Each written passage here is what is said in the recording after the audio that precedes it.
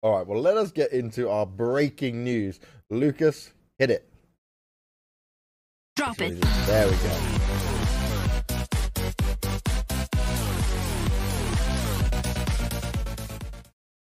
Thank you very much, Lucas. So we're going to be starting off with Virtus.pro making their change. And I am playing catch up on all of this because literally just getting through it all. So we're going to see, how do you even say that dude's name? TOAO? TOA? I say TOA, but like TOA? it's the one and only. It stands for the one and only, and I guess it's the one and only to just get booted. Because if people don't remember, he actually got cut from AGO. He didn't leave AGO, like he got cut from AGO, and then VP picked him up. So now he's been cut from VP as well. And it's a bit of an interesting one, right? Because VP have had terrible results. Like their results are just like they haven't done anything. It's not. I don't know if him being the in-game leader is the problem with this team. I don't know how to, if it could be said either way realistically.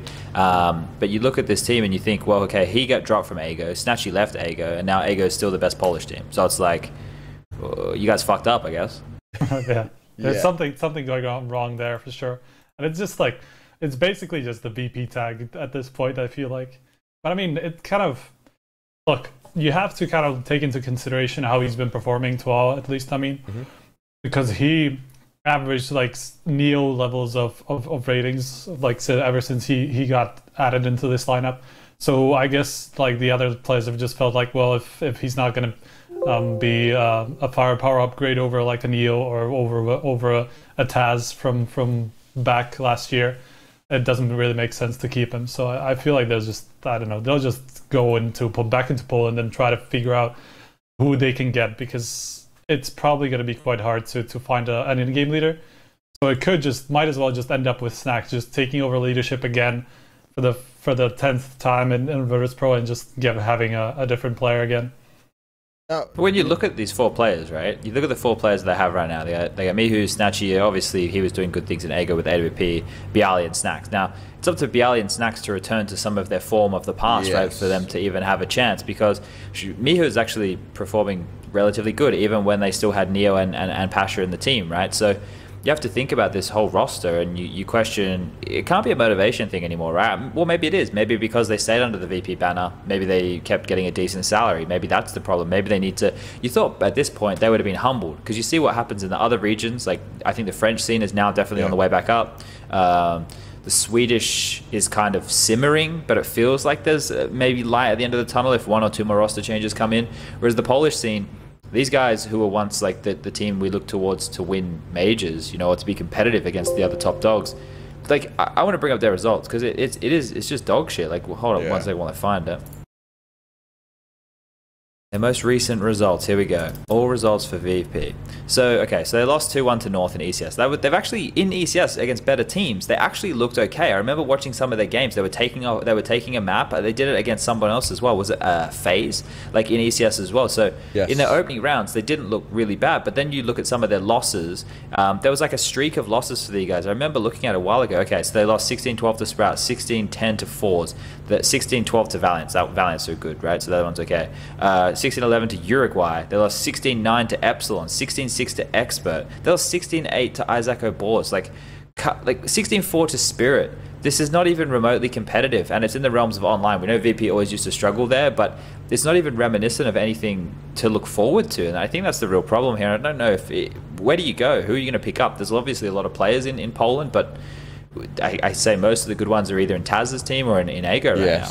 And that's one of the things I was going to bring on, right, about the Polish scene and the kind of struggles they're going through with this. Because, yes, this team's not meeting expectations, but I honestly didn't expect this team to meet expectations of what people thought was going to happen here. Like, for me, this team, and along with a lot of the other Polish teams, lack that kind of authority leadership figure. Like, the only person I can look to when I think of a player that could come in and do that is potentially Taz, because he's got the experience, and okay, he can still obviously play pretty well, but he's a player that is a leader. He can bring that motivation back into players and keep the spirits alive. Because I just feel what happens with these Polish teams at the moment is everyone's kind of just out of sync, and no one's really got a kind of a goal. That's what it seems. It's like, oh, we can do well at the beginning, and then we just drop right back off. And I'd like to see a bit more of the kind of hunger start to kind of be seen from these guys.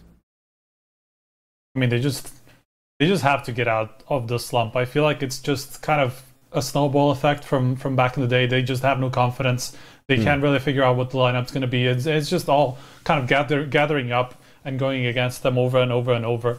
I feel like it's going to be hard to break that streak though, and I feel like lineup changes are not going to do it because, like you said, but there aren't that many options, especially not outside of Devils 1 and Ago, because you basically have like, in terms of in-game leaders, you basically have like a choice of Taz, who's probably not going to come back. Why would he? Unless I don't know. Fuck that for a joke, man. Like the way that he got booted from that team. Like obviously, exactly. Like that's not something that he'll get over easily. And then you have Furlan, probably like somebody like Furlan from Ago. Furlan is still the in-game leader, right? I feel like. I hope I'm not wrong in this, but I mean he was in-game leading before, so I assume he still is, and he is definitely an option. So it's like you have these two options that are realistic on like a performance level. And then, like, further down the line in Poland, I don't even know. Like, right now, VP are ranked as the 4th best Polish team. Like, what the fuck is going on there? That is insanity. A big fall off. But is that also part of the whole reason, like, you remember kind of VP, they kept the lineup for so long, then we didn't really get to see too much talent come through until, like, the last, year or two, really? Like, they're in a position where they held on so long, and now it's kind of imploded, and there's just a lack of options, and you've cut ties with people. Yeah, I think at this point it's not anything that needs to be on our radar. You know what I mean? Like they're just going to have to grind through, and then if they eventually start getting some good results again, then maybe we'll perk our heads up and take a look around and go, oh, okay, well they're back now. Oh, Snacks has been able to find a bit of form again, and Bialy doing the same. I honestly think right now the best player in the entire Polish scene is either probably Mihu or Gruby. Like watching Gruby play at WSG. Yes. I got to commentate like a lot of his stuff firsthand, and he was the most consistent. Like he would have a couple of rounds that were flashy here, there, and everywhere, but he was consistently dropping like bombs. Like he was going and getting the job done for his team in that tournament. So, like we mentioned, obviously, historically, people would want to gravitate towards the VP name, but now you'd just be stupid to do so, right? Like, can you imagine if VP came to you, and even if it was a lot of money, it's like career suicide at this point. I don't think it's a good decision. Snatchy must be fucking kicking himself, because if he stayed where he was with Ego, he would be having better results. But maybe he's happy with the money, Maybe that's easy for some people. I like money, and maybe he does too. But I think winning, and especially when you're in the infancy of your career towards the top, you'd want to kind of stay in a position where you're at least looking competitive. You have to. I don't know what kind of contract they also got, because look at what has been happening with Virtus.pro for, let's say, the past 2 years, right? And I don't see the organization just giving out super long contracts to just like basically test lineups anymore. So you have to think that their contracts, they will have some sort of a paragraph about like performance, or just being benched is probably going to be really taxing on their salary as well. So with that in mind as well, like there's probably not a real possibility to join Virtus.pro from like you say a better team like Ago or Devils 1. But you can get a Mercedes-Benz. Well, that's probably not the case anymore either, is it? And that probably actually built a little bit of resentment in the team, I would say. For sure. Like imagine just giving one player, actually now that if you think about that concept more, we're going to go on a tangent here, boys, strap yourself in. In Counter-Strike, unfortunately, people shouldn't be paid the same in a team. And I know people are going to sit there and go, Chad, but what are you talking about? It's a team. Well, if you pay a team all the same, and you sign them all on the contracts at the exact same time, then the players have all the power.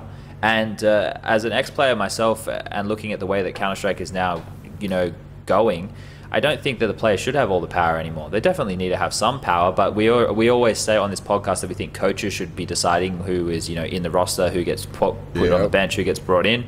And if you make sure that these people are signed on different contracts, and obviously they're going to talk about how much they make, right? Like that's just the nature of the beast. But for example, if you looked at a team, obviously Navi's the best example of this, right? You look at the team of Navi, and then you could go, well, Simple obviously is the best player in the world, so we're going to pay him a shitload because of that. But you can look at Zeus as well from a marketing perspective, and maybe in the server he doesn't necessarily put in the biggest numbers, but he contributes from the leader perspective. We spoke about at the major that he had a much bigger contribution, and that they looked a lot more like a team. But then you look at what he does on social media and the kind of exposure that he brings to the Navi brand. So all these different things have to be factored in. So I don't know where I was going with this and how I was tying that into the conversation we were just having? Oh yeah, about Taz and the Mercedes. Yeah, the whole.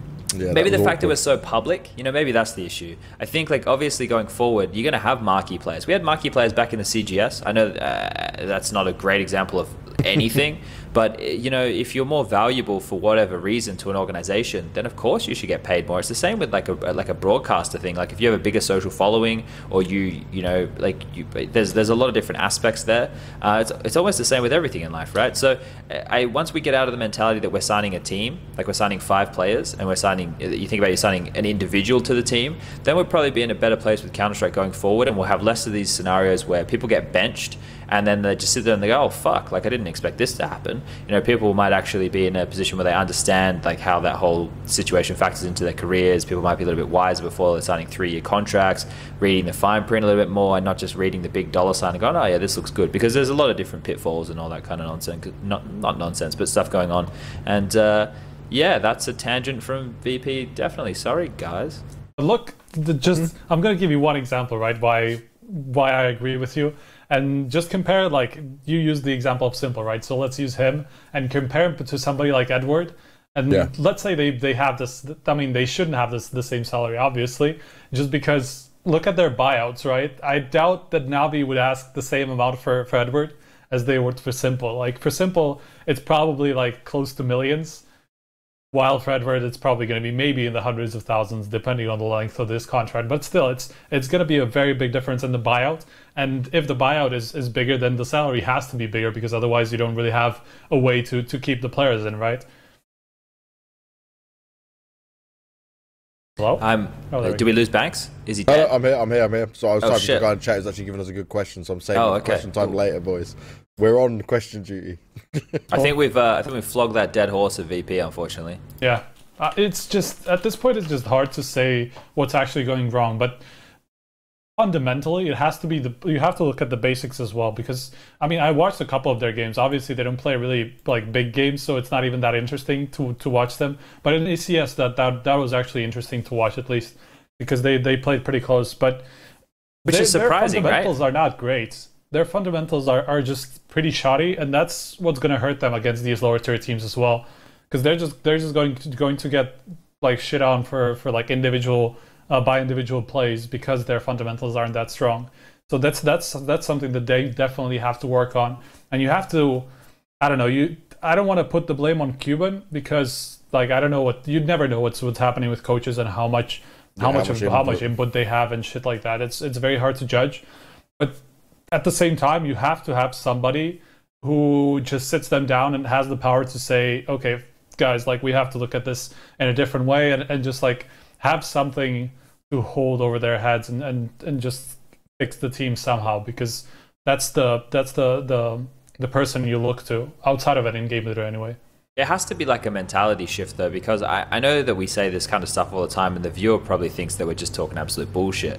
But the way that Counter-Strike is played now in the modern era compared to when it was when Bialy and Snacks were at the top of their game and at the top of Counter-Strike is so much different. And it hasn't been a very long time, right? You consider the progression, it hasn't been huge, but when you put all the factors like big salaries, tournaments all the time, things like the Intel Grand Slam, things like all the majors constantly propelling teams, and Astralis, of course, setting that bar super high, that really fast tracks Counter-Strike for everybody, because you can see a path of things that you need to do. It's not as simple of having 2 or 3 strategies on a map. It's about like having, a strat book of different months of the year, or different, like you break the year down to 3 different parts of where you have all these strats. You can pull them out at any given time. People know all the necessary smokes. You can do all these different moves. You have a lot of different CT pot flashes, reactions, the theory's done. There's so much more to Counter-Strike than there ever has been before. And if your mentality is stubborn and you don't really want to approach it with the mindset that you need to adjust completely as a whole team, and you need to catch up with modern day CS or even push it further, then you're going to be stuck in this pitfall, right? And if another team has a style, like it used to be like fast style, you'd have a fast and a slow style, right? Like you'd probably have teams, and then you'd be pretty contrasting. Like Na'Vi, when we used to watch them in the early days, they were super slow, and maybe they'd play against a team who was super momentum based and fast, right? But now, like, just watch a lot of these top tier teams. They do everything. They play slow, they play fast, they play the mid rounds, they fake. Everybody does it. All the good teams do everything now. And that's the problem, because if you can't get into that mindset, you're fucked. Simple as that. Like, everybody has those little moves. It's just obvious that everybody on the top tier does a lot more just pure theory. of like, what are we going to do when this happens? What are we going to do when that happens? How do we react to this or that? And that's just the hard work that you have to put in these days. It's like a lot of the boring work, but that's something that you just have to do. And like, obviously, again, we can't know how much Virtus.pro are actually doing of this, how much they're not. But if their fundamentals aren't very strong, this also has to be like one of the reasons that they're just not putting in the right amount of work